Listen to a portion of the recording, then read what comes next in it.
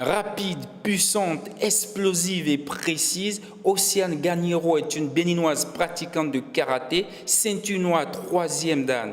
Tombée très jeune dans l'univers des arts martiaux grâce à son père, à 23 ans, elle s'est révélée à l'Afrique, terminant championne d'Afrique senior des moins de 55 kg lors des 16e championnats d'Afrique courant juin 2017 au Cameroun. J'ai commencé le karaté à l'âge de 4 ans. C'est mon père qui m'y a inscrite, comme j'ai l'habitude de le dire. Voilà, au début, je ne comprenais pas grand-chose. Je ne savais pas vraiment ce que c'était. Je m'exécutais juste, je faisais les petits mouvements, je jetais les pieds, les bras.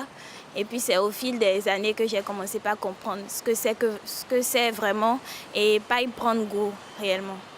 La karatéka béninoise étudiante en master 2 gestion des projets n'a pas d'idole. Mais j'ai un modèle. Elle s'appelle Alessandra Recchia. Elle est française, elle est petite comme moi. Mais ce que j'apprécie chez elle, c'est qu'elle est puissante, elle est rapide, elle est explosive.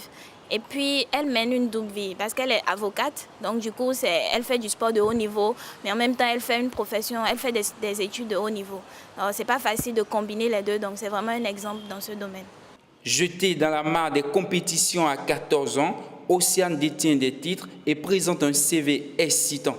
J'ai participé 2 fois à un championnat du monde, à des championnats du monde. J'ai fait la Coupe du Roi au Maroc, j'ai fait les Jeux africains où j'ai été médaille de bronze. Je suis vice-championne d'Afrique 2014. Je suis 5 fois championne ouest africaine, championne du Bénin en titre et championne d'Afrique 2017. La béninoise est passée récemment de la 322e à la 40e place mondiale dans le ranking de la World KF. Une énorme progression qui fait appel à des exigences. Malgré la volonté affichée de Roch Kenom, président de l'instance au Bénin, faute de moyens, elle a été absente des récentes compétitions pourvoyeurs de points. Pour pouvoir, comment on dit, être dans ceux-là qui auront la chance d'aller aux Jeux Olympiques en 2020, il faut des points, ce que nous appelons chez nous ranking. Il faut aller dans ces compétitions, les K1, le championnat du monde, tout ce qui est international, pour que l'athlète récolte des points. Et c'est le cumul de ces points-là qui confère, comment on dit, ce que vous avez appelé ranking tout à l'heure. Elle est 40e. Mais si elle était partie par exemple, à l'Open de Paris en janvier dernier, rien que le fait de participer donne des points. De nature taciturne, elle est décrite ici comme une capitaine d'équipe nationale exemplaire.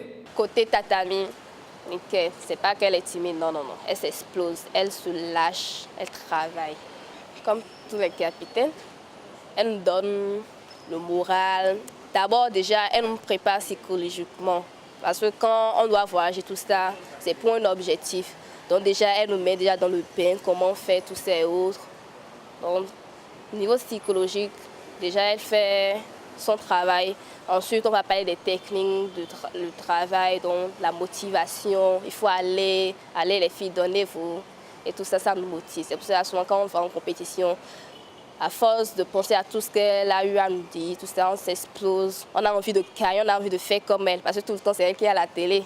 Donc, nous avons envie de nous faire voir à la télé. Donc, il y a tout ça qui nous motive. Et quand on est sur le tatami, on y va à fond. Vivement qu'elle fasse objet de plus d'attention de la part des autorités sportives.